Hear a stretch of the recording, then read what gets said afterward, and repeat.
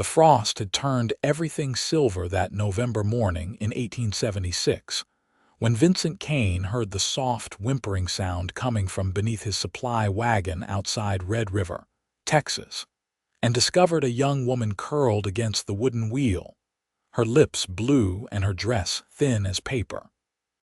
He dropped to his knees without thinking, his hand reaching for her shoulder.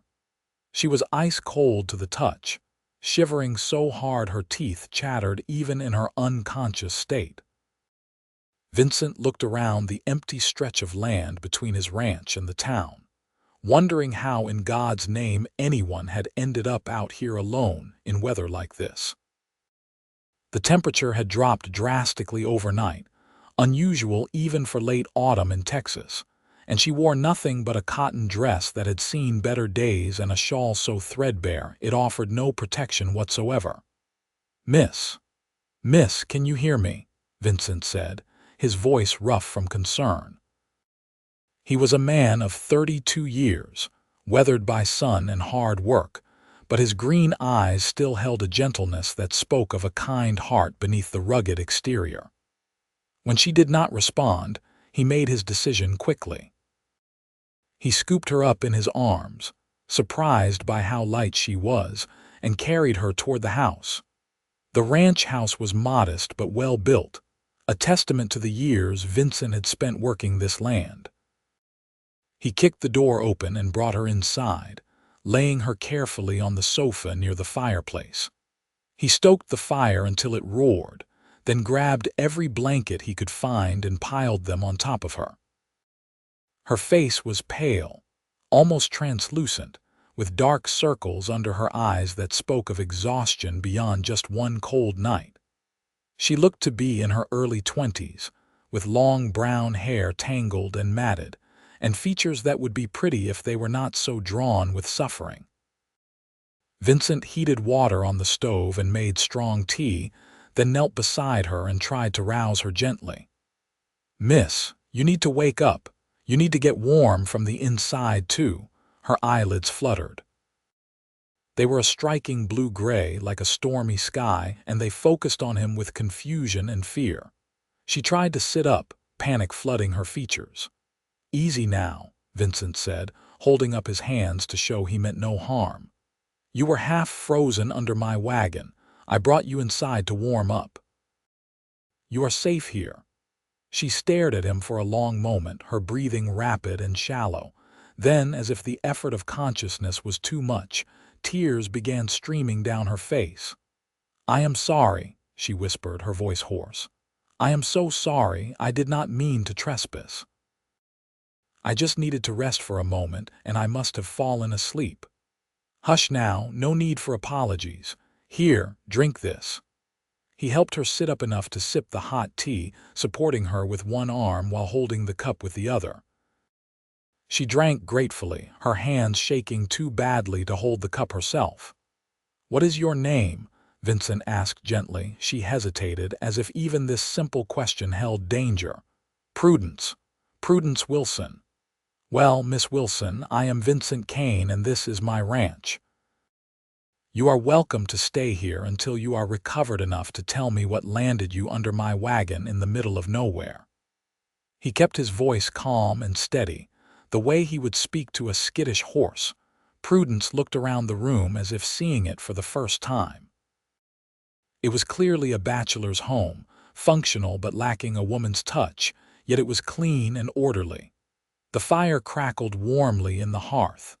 Through the window, she could see the vast expanse of Texas prairie, brown and dormant in the winter cold. "I was walking from Red River," she said finally.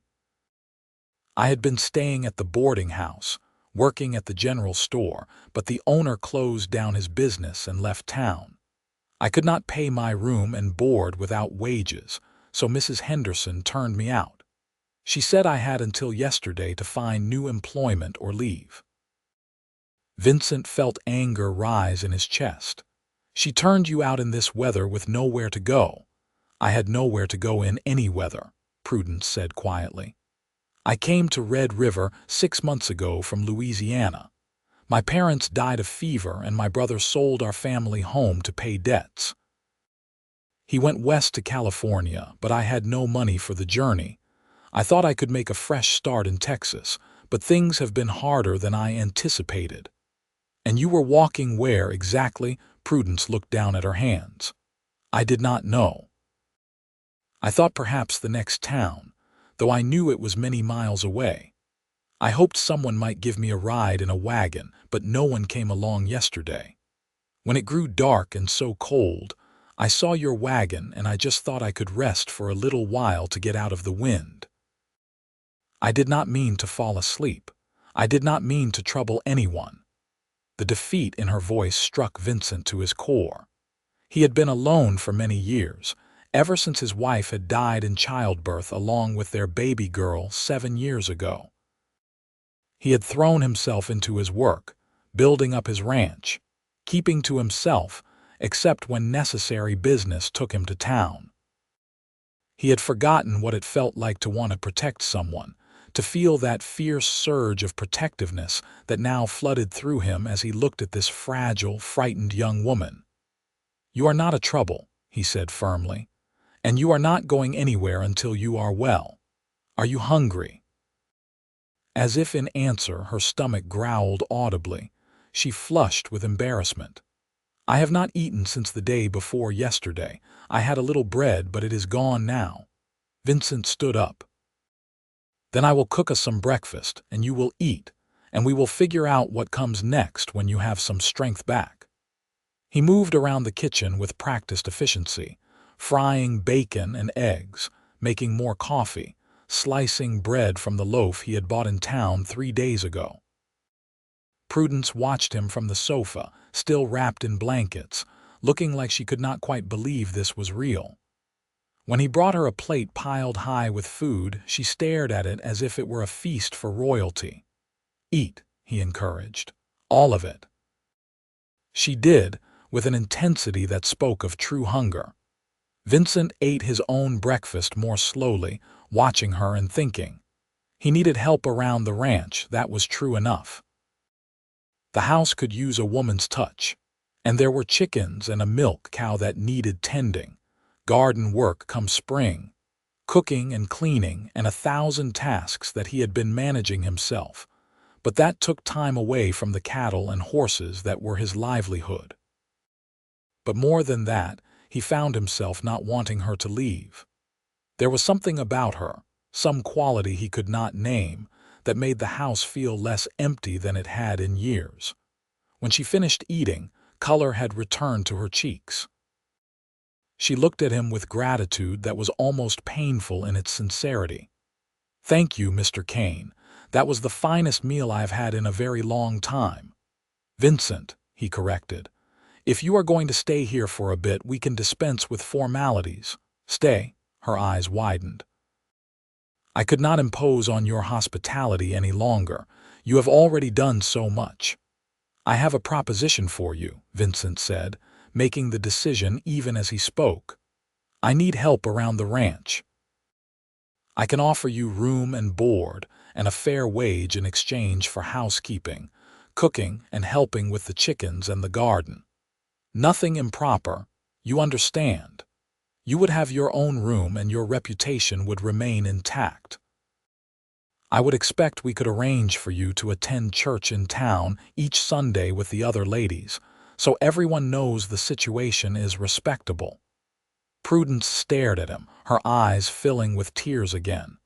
"You would do that? You do not even know me. I could be anyone." "You could be," Vincent agreed. "But I do not think you are anyone to fear. I think you are someone who has had some hard luck and needs a helping hand. I can offer that. The question is whether you are willing to accept it." She was silent for a long moment, studying his face as if trying to determine whether this was real or some cruel joke. Whatever she saw there must have satisfied her, because she nodded slowly. "I accept, Vincent. Thank you. I will work hard, I promise. You will not regret this kindness." "I am sure I will not," he said, and found that he meant it completely. That first day set the pattern for the weeks that followed. Prudence recovered quickly once she had food and warmth and rest. Vincent showed her around the ranch, introducing her to the chickens and the cow, explaining his routines and what he needed. She threw herself into the work with a determination that impressed him. The house began to transform under her care. Curtains appeared in the windows, sewn from fabric he bought for her on his next trip to town. The meals improved dramatically, far beyond his simple bachelor cooking. She had a way with pastry that was remarkable, and her stews and roasts were flavored with herbs she somehow coaxed from the winter garden. But it was the small things that got to him most. The way she hummed while she worked. The smile she gave him each morning when he came in from the barn for breakfast. The sound of her laughter when one of the chickens did something particularly foolish. The way the house smelled of baking bread and clean laundry, and something indefinably feminine that had been missing for so long. Vincent found himself looking for excuses to be near the house. He would come in for coffee mid-morning, something he had never done before. He would linger over meals, asking her about her day, telling her about his own work.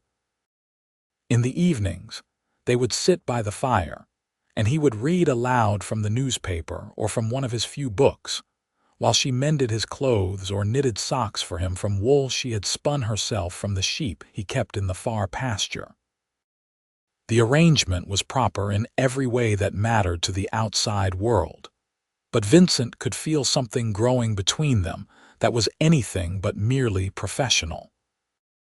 He caught himself watching her when she was not looking, admiring the way the lamplight caught in her hair, the graceful way she moved, the quiet competence with which she handled every task.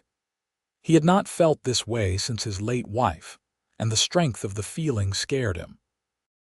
What if Prudence did not feel the same? What if she saw him only as her employer, her benefactor? He was 12 years older than her, weathered and worn by life. Why would a young woman like her look twice at a man like him?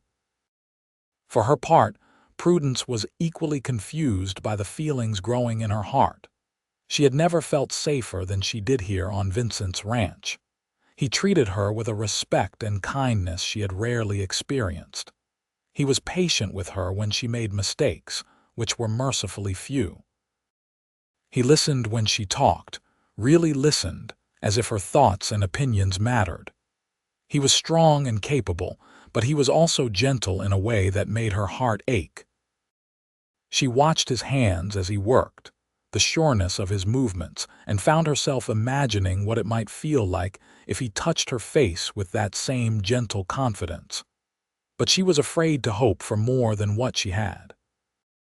This job, this home, was more than she could have dreamed of when she had been huddled under his wagon, certain she would die in the cold. To wish for his love seemed greedy, impossible. Why would a man like Vincent, who owned his own land and was respected in the community, want a penniless woman with no family and nothing to her name? December came, and with it the Christmas season. Vincent brought home a small pine tree and set it up in the parlor. Prudence decorated it with strings of dried berries and paper decorations she made herself, and Vincent surprised her by producing a box of delicate glass ornaments that had belonged to his mother. They hung them together, their hands brushing as they reached for the same branch, and the air between them seemed to crackle with unspoken feelings. On Christmas Eve, Vincent went to town and came back with packages wrapped in brown paper. That evening, after a fine dinner of roast chicken and all the accompaniments, he handed her a large box. "I wanted you to have something special," he said, looking almost shy. "You have done so much to make this place a home again. I hope you like it." Prudence unwrapped the package with trembling hands and gasped when she saw what was inside. It was a dress, a beautiful dress of deep blue wool with black velvet trim, far finer than anything she had owned even before her parents died. "Vincent, this is too much. I cannot accept something so fine." "You can and you will," he said firmly. "You have been wearing that same worn dress since you arrived, and you deserve something new and pretty. Besides, I want you to have it. Please, Prudence." She looked up at him, her eyes shining with tears. "No one has ever given me anything so lovely." "Thank you." She had a gift for him, too, something she had made in secret during the hours he was out working. It was a vest, sewn from leather she had softened and worked until it was supple, with intricate stitching in a pattern of horses running across the chest. His breath caught when he saw it. "Prudence, this is incredible work. Where did you learn to do this?" "My mother taught me," she said softly. "She was skilled with leather craft. It is one of the few skills I have that is truly valuable. I wanted to make you something that would be useful but also beautiful." He put it on immediately, and it fit perfectly. "I will treasure this," he said, his voice rough with emotion. "Thank you." They sat by the fire that night, closer than they had ever sat before, watching the flames dance and listening to the wind howl outside. It was cozy and intimate, and Prudence felt a longing so strong it was almost painful. She wanted to lean her head on his shoulder. She wanted to feel his arms around her. She wanted things she had no right to want. As if he could read her thoughts, Vincent turned to her. "Prudence, I need to tell you something." Her heart began to pound. "Yes. I know you came here as an employee, and I want you to know that you can stay in that capacity for as long as you wish. You will always have a home here no matter what. But I find that I cannot continue without being honest with you about my feelings." He took a deep breath, his green eyes searching her face. "You have brought light back into my life. This house had become just a place to sleep and eat, but you have made it a home again. More than that, you have made me feel alive again. I think about you all the time. I look forward to every moment I can spend in your company. What I am trying to say, and saying poorly, is that I have fallen in love with you." Prudence felt as if all the air had left her lungs. "You have." "I have," he confirmed. "I understand if you do not feel the same way. I know there is an age difference between us, and I know you might see me only as your employer. But I could not let another day pass without telling you the truth. You deserve to know how I feel." She stared at him, her heart so full she thought it might burst. "Vincent, I have loved you almost from the first day. I did not dare to hope you might feel the same way. I thought it was just a foolish dream." The smile that spread across his face was like the sun coming out from behind clouds. "Not foolish at all. The most sensible thing either of us has felt in a long time, I would say." He reached out and took her hand, his thumb stroking gently across her knuckles. "May I court you properly, Prudence? May I see where this might lead us?" "Yes," she whispered. "Yes, please." He lifted her hand to his lips and kissed it gently, a gesture so tender and sweet that it brought tears to her eyes.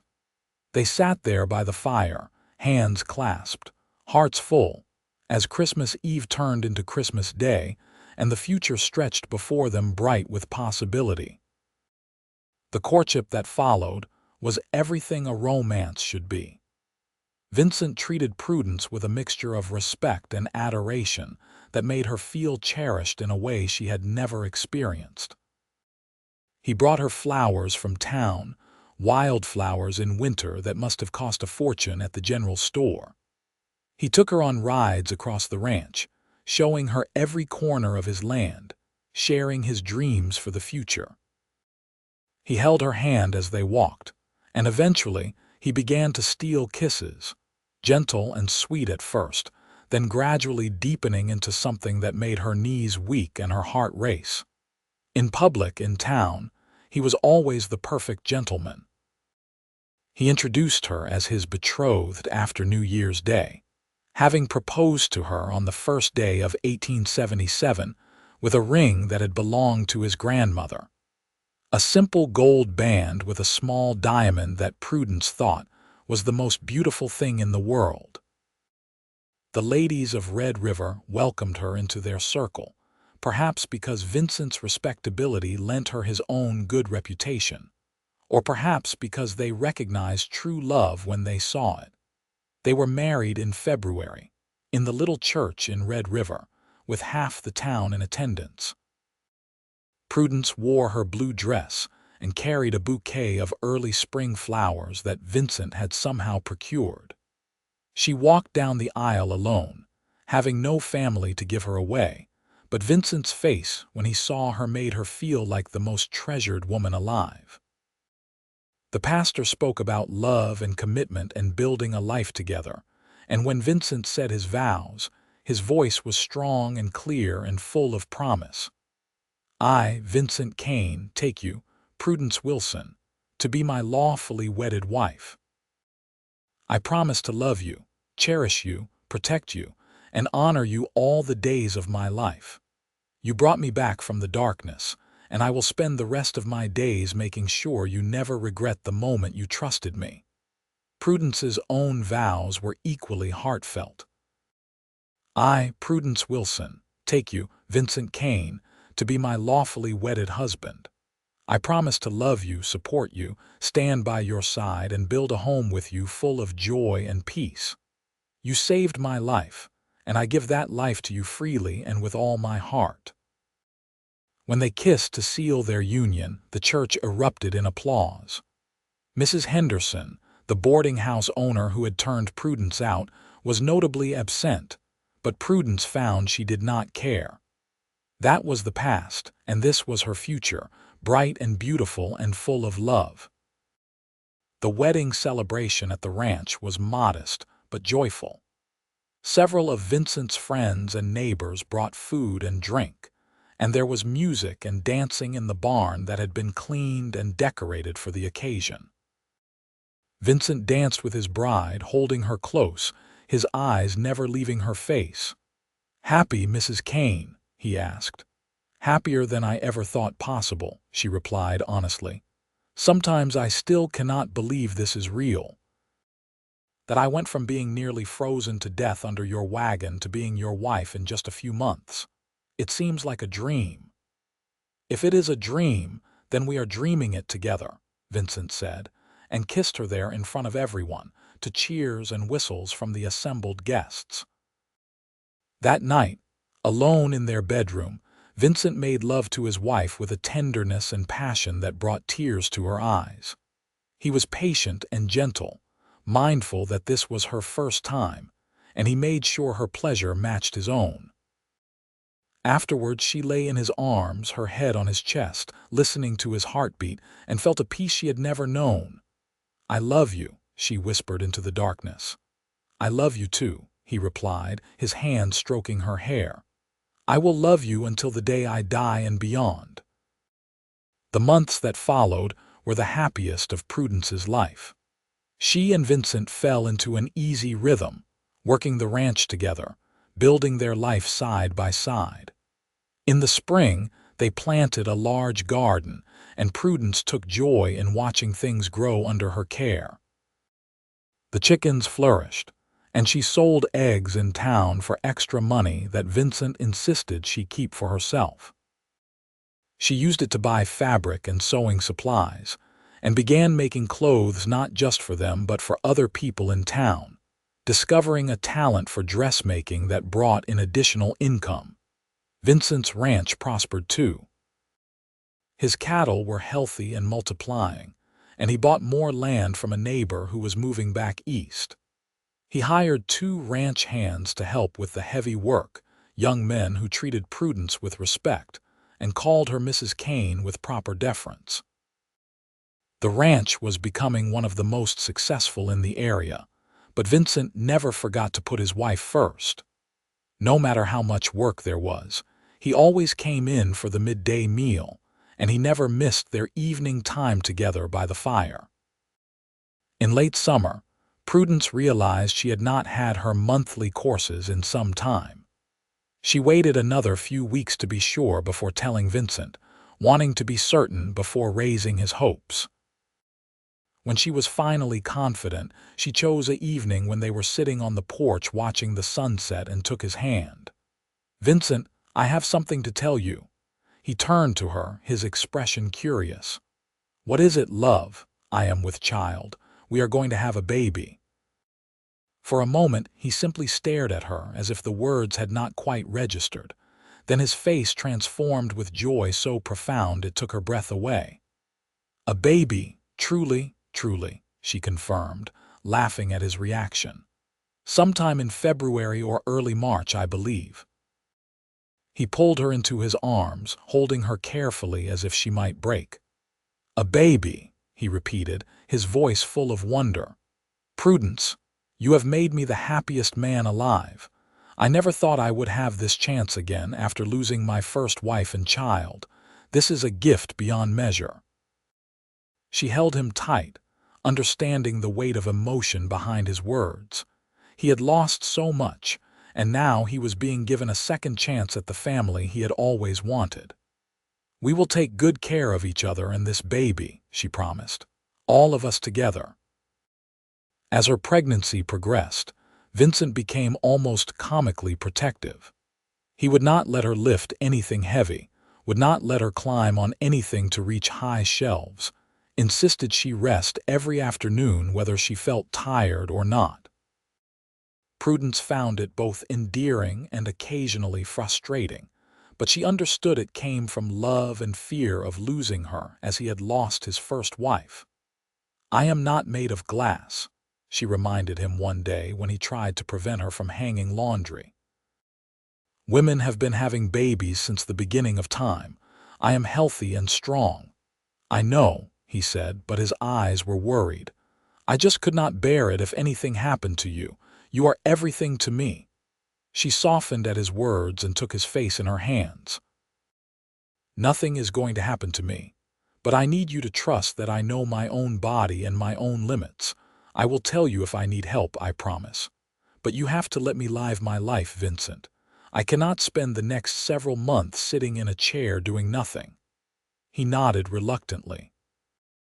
"You are right. I am sorry. I will try to be less overbearing." He did try, though his protective instincts never fully disappeared. As winter approached and Prudence grew larger, he made arrangements for the doctor from Red River to stay at the ranch when her time came, not wanting to risk the journey to town in uncertain weather. He set up a bedroom on the ground floor so she would not have to navigate stairs, and he made sure they had every supply the doctor recommended. On a cold night in early March of 1878, Prudence went into labor. Vincent held her hand through the long hours, wiping her forehead with cool cloths, murmuring encouragement, his own face pale with worry. The doctor worked calmly and efficiently, and the midwife from town who had come to assist kept up a steady stream of reassuring talk. When the baby finally arrived, a lusty cry filling the room, Vincent felt tears stream down his face. "It is a boy," the doctor announced, holding up the squalling infant. "A healthy baby boy." Prudence, exhausted but glowing with joy, reached for her son. The doctor laid him in her arms, and she looked down at the tiny face, the shock of dark hair, the perfect little fingers and toes. "Hello, little one," she whispered. "We have been waiting for you." Vincent knelt beside the bed, his hand touching the baby's head with gentle reverence. "He is perfect. You are perfect. Thank you, Prudence. Thank you for this gift." They named him Thomas Vincent Kane, Thomas after Prudence's father, and the baby thrived from his first day. He was a good-natured child, quick to smile, and he wrapped his parents around his tiny finger from the start.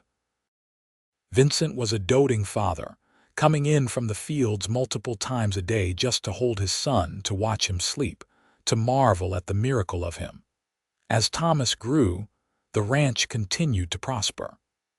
Vincent hired more hands and bought more land, until he was one of the largest ranchers in the area. But success never changed him. He remained the kind, gentle man Prudence had fallen in love with, quick to help a neighbor in need, fair with his employees, devoted to his family. When Thomas was 2 years old, Prudence discovered she was expecting again. This time, Vincent managed his worry better, though he still fussed over her more than necessary. Their second child, a daughter they named Mary Rose Kane, arrived in the spring of 1881, and she was the image of her mother with the same blue-gray eyes and delicate features. The children brought even more joy to the household. Thomas was a natural with animals and followed his father everywhere, learning the ways of the ranch from the time he could walk. Mary was gentle and sweet, helping her mother in the garden and learning to bake and sew. The house was filled with laughter and love, and sometimes Prudence would stop in the middle of her work and just look around, marveling at how much her life had changed. One evening when Thomas was 6 and Mary was 3, Prudence and Vincent sat on the porch as they often did, watching their children play in the yard under the setting sun. Vincent reached over and took his wife's hand, bringing it to his lips. "Do you remember the night I found you under my wagon?" he asked. "How could I forget?" Prudence replied, smiling. "I thought I was going to die that night. I had given up hope of anything good ever happening to me again." "I think about it often," Vincent said. "How close I came to not checking the wagon. I almost walked right past. What if I had?" "What if I had not heard you? But you did," Prudence said firmly. "You found me and you saved me and you loved me. That is what matters." "You saved me too," Vincent told her, his green eyes serious. "I was just existing before you came, not really living. You brought me back to life, Prudence. You and the children, you are everything that matters in this world." She leaned her head on his shoulder, feeling the solid warmth of him, the absolute security of his love. "We saved each other then. That is what love does. It saves us from loneliness and despair, and gives us something to build on." They sat in comfortable silence, watching Thomas chase Mary around the yard, her squeals of delight floating on the evening air. The ranch stretched around them, prosperous and beautiful, the land they had built their life on.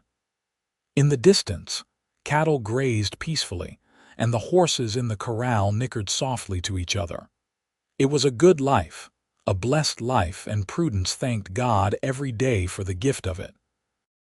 As the years passed, the Kane family became a fixture in Red River and the surrounding area. Vincent served on the town council and helped establish a proper school so that children like Thomas and Mary would have better educational opportunities. Prudence became known for her kindness and her skill with a needle, often making dresses for brides who could not afford store-bought gowns, usually at a price far below what her work was worth. When Thomas turned 16 in 1892, he asked his parents if he could take on more responsibility with the ranch. He had a good head for business and a way with the cattle that reminded Vincent of himself at that age. They made him a partner in the operation, and Thomas proved himself more than worthy of the trust, helping to expand their enterprise into new territories. Mary, at 13, showed a talent for teaching and often helped at the schoolhouse in town, working with the younger children.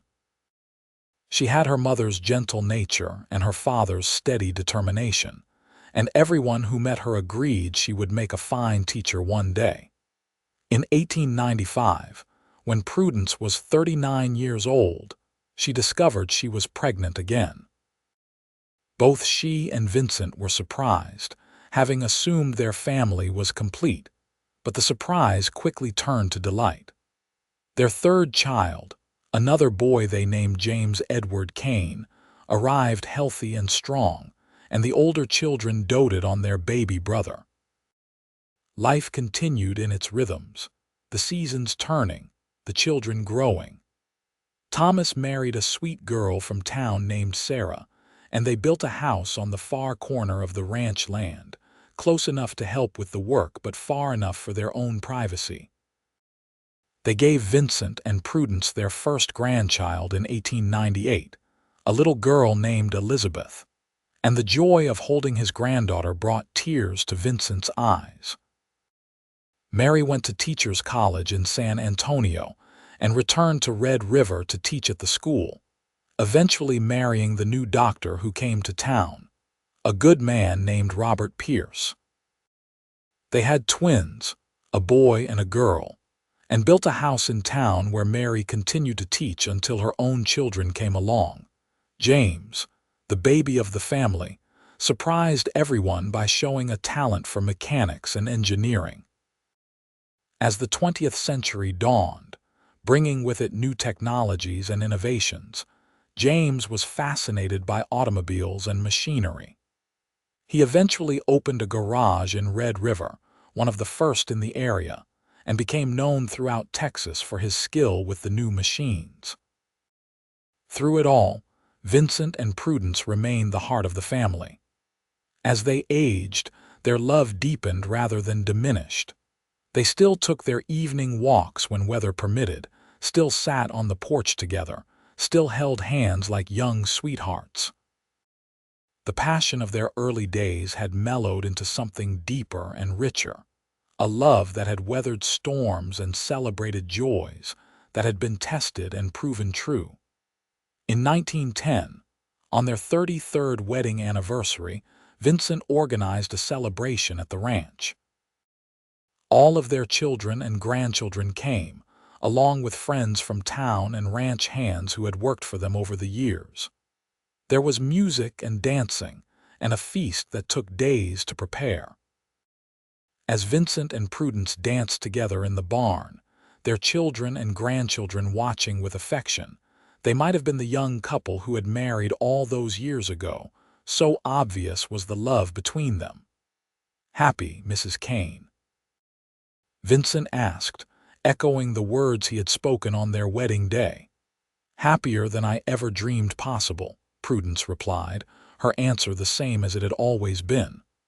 "I love you, Vincent Kane. Thank you for finding me that cold night.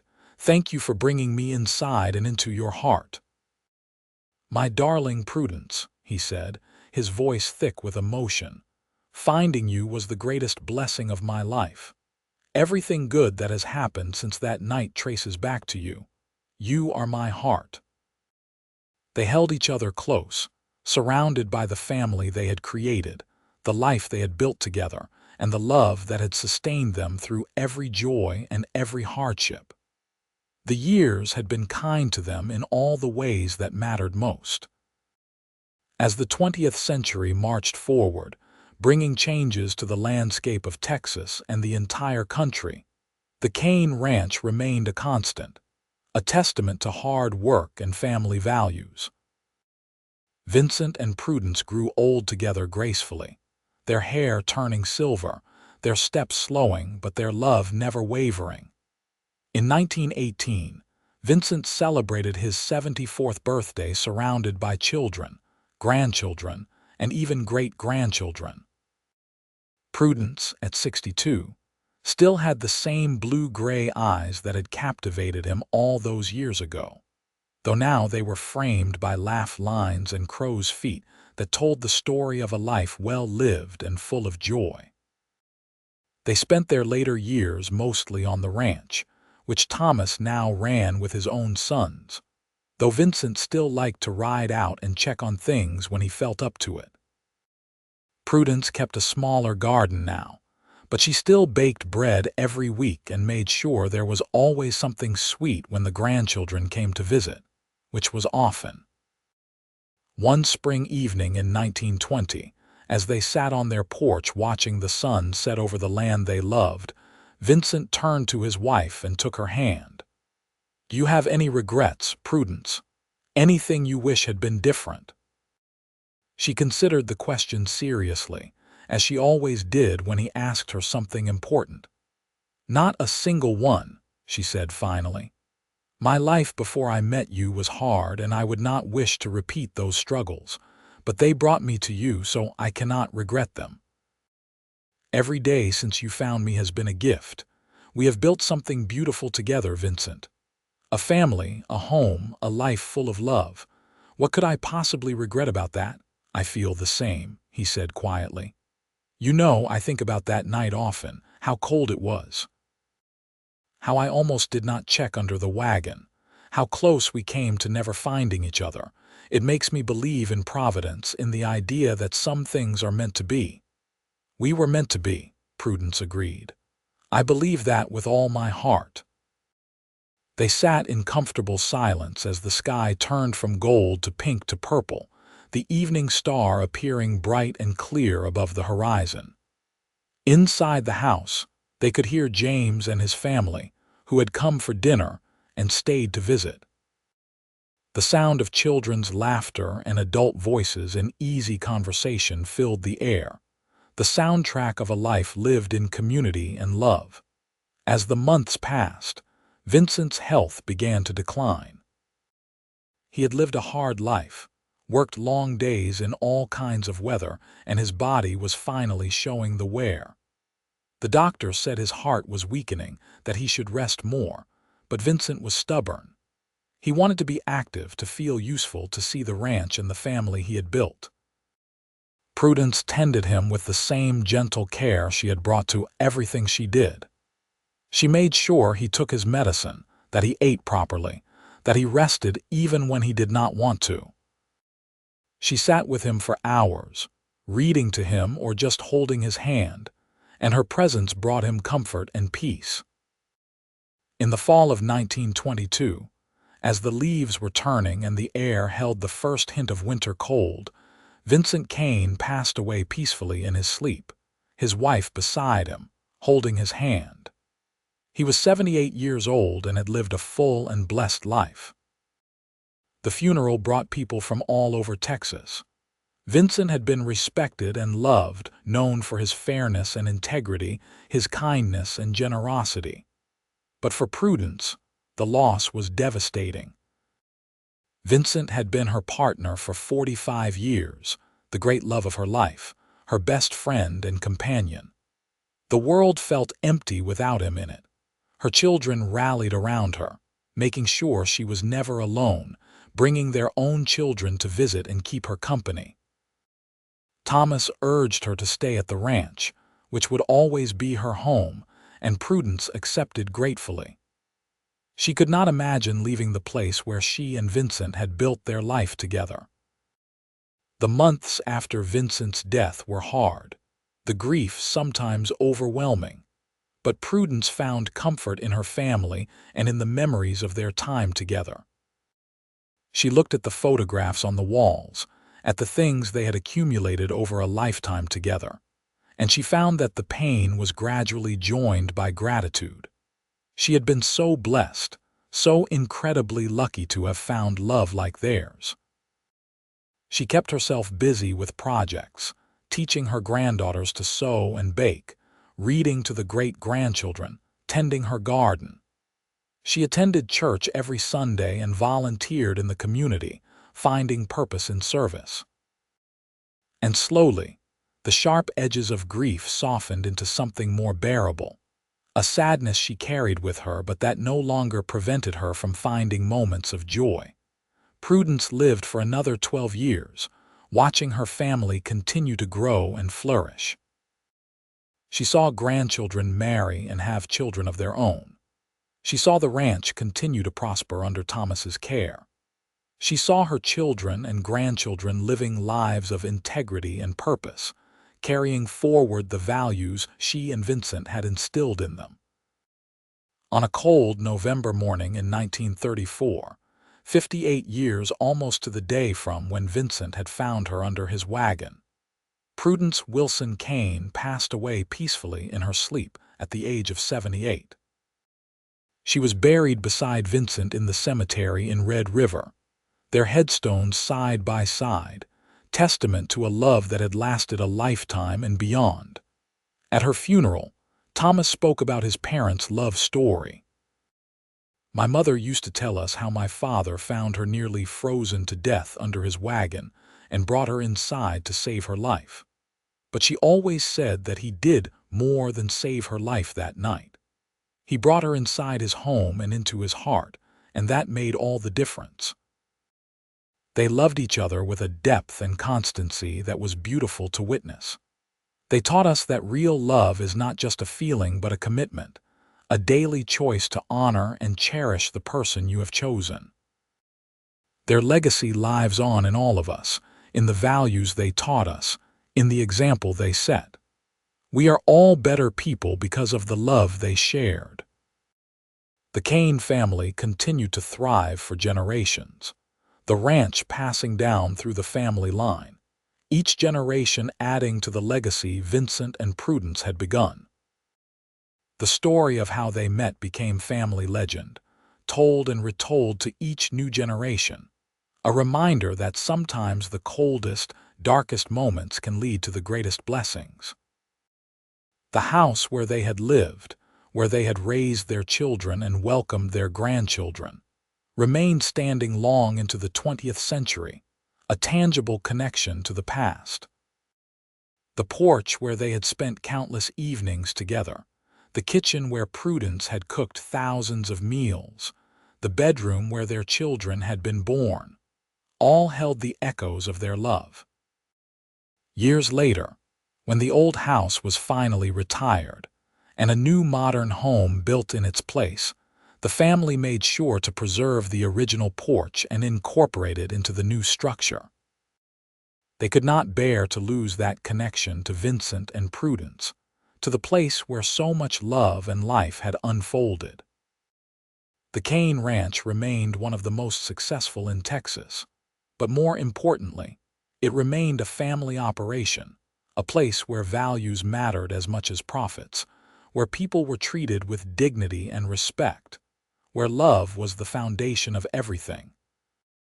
Vincent and Prudence's great-great-grandchildren still worked the land, still gathered for holidays and celebrations, still told the story of the cowboy who found a woman sleeping under his wagon in the cold and brought her inside and into his heart. It was a story of second chances and unexpected blessings, of kindness repaid 1,000-fold, of love that transformed two lonely people into a family that spanned generations.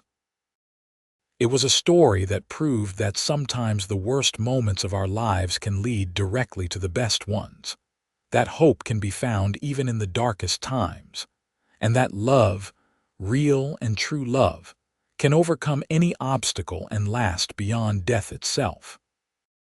Vincent and Prudence Kane had lived and loved in the wild west of Texas, in a time when life was hard and uncertain, but they had created something beautiful and lasting.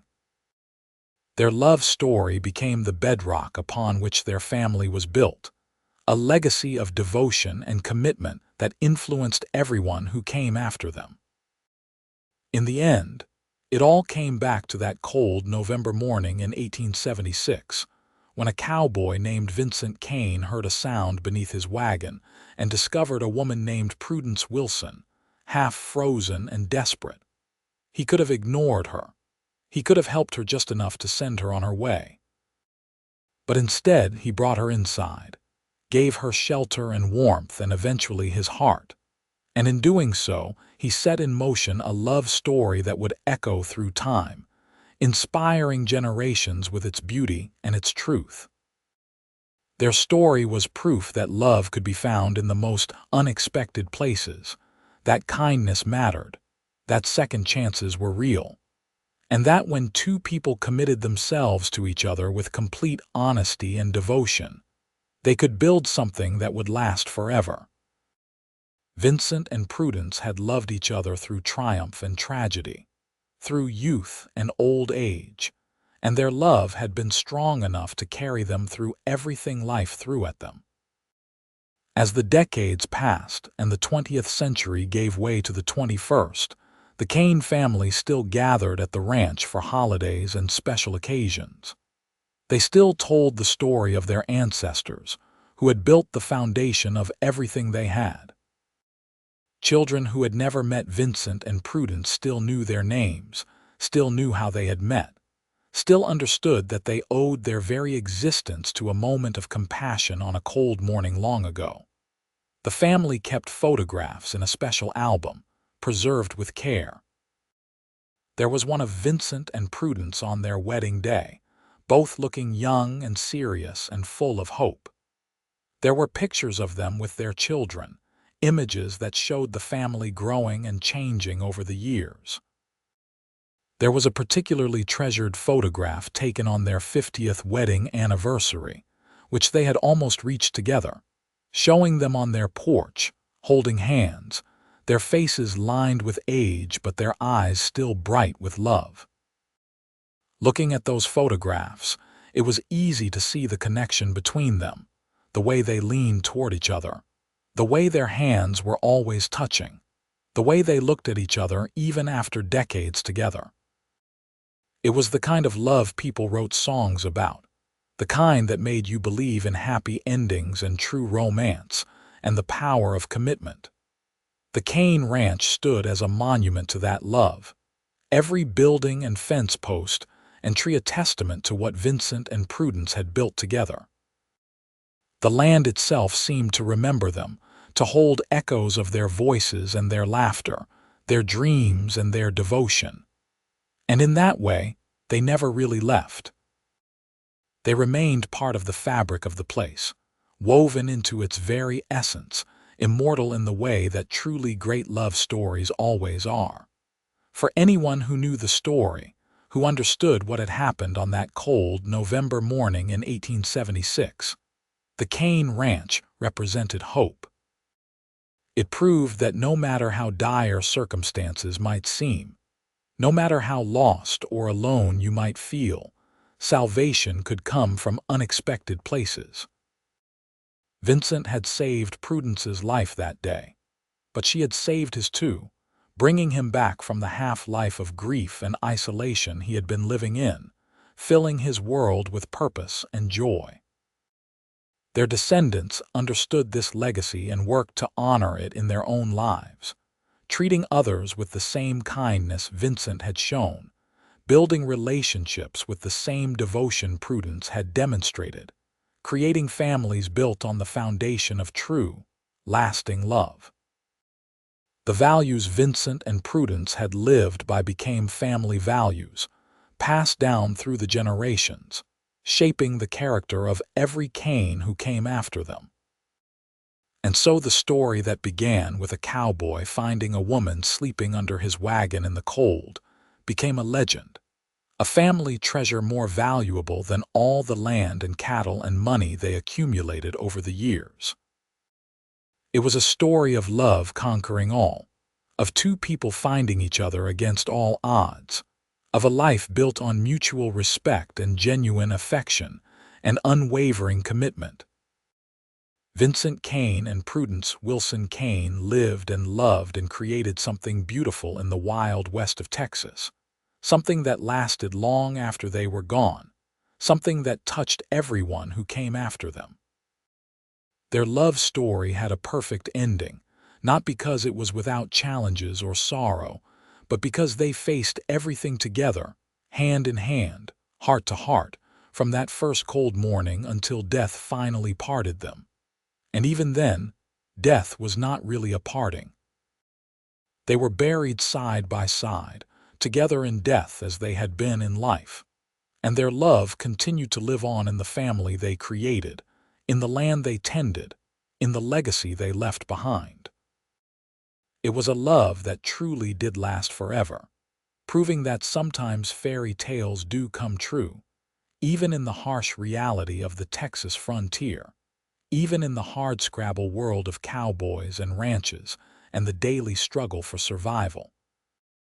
Vincent found Prudence sleeping under his wagon in the cold, and he brought her inside and into his heart. And that one act of kindness, that one moment of compassion, created ripples that spread across time, affecting countless lives, building a family empire, establishing a legacy of love that would never fade. It was the kind of story that reminded people why love mattered, why kindness was important, why we should never give up hope even in our darkest moments. Because you never know when salvation might arrive in the form of a cowboy with kind green eyes and a gentle heart, ready to bring you inside from the cold and into a love that will last forever.